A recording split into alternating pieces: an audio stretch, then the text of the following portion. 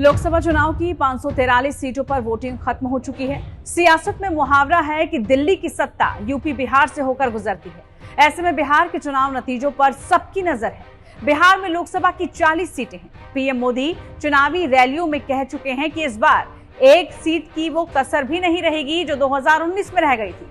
दरअसल 2019 के लोकसभा चुनाव में बिहार में एनडीए ने 39 सीटें जीती थी। इस बार के चुनाव को लेकर एनडीए का दावा था कि वो सभी 40 सीटें जीतेगी। वो इंडिया गठबंधन ने भी तेजस्वी की अगुवाई में पूरा जोर लगाया है।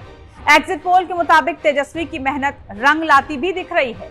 यहाँ पर एनडीए को 30 से 32 सीटें, इंडिया को 7 से 9 सीटें और अन्य को 0 से 1 सीट मिलती हुई नजर आ रही है। बिहार का एग्जिट पोल क्या कह रहा है? क्योंकि बिहार में भी बड़ी चुनावी सरगर्मी रही। बिहार में 40 सीटों का आंकड़ा आपके सामने है और बीजेपी 15 से 16 सीटें बिहार में जीत सकती है। एग्जिट पोल का दावा। जेडीयू 10 से 11, आरजेडी 4 से 5 सीट, कांग्रेस 2 से 3, एलजेपी 5 सीट और सीपीएम 1 सीट जीत सकती है। यानी अगर आप इसको गठबंधन के लिहाज से देखें तो 40 सीटों में एनडीए को 30 से 32 सीटें आ सकती हैं, इंडी गठबंधन को 7 से 9 सीटें और अन्य को 1 सीट।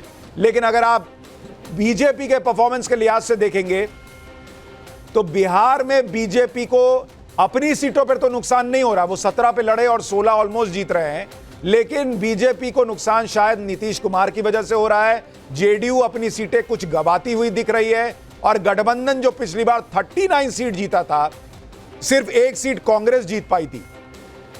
बिहार के अंदर कांग्रेस भी रिवाइव हो रही है 2 से 3 और आरजेडी भी 4 से 5 सीटें जीत रही है। वोट शेयर देखिए, बीजेपी को 25% vote share, JDU 18, RJD 23, Congress 13, LJP 6%, CPM 3 और अन्य को 12%। यानी बीजेपी के बाद दूसरी बड़ी पार्टी वोट शेयर के मामले में आरजेडी दिख रही है बिहार के अंदर।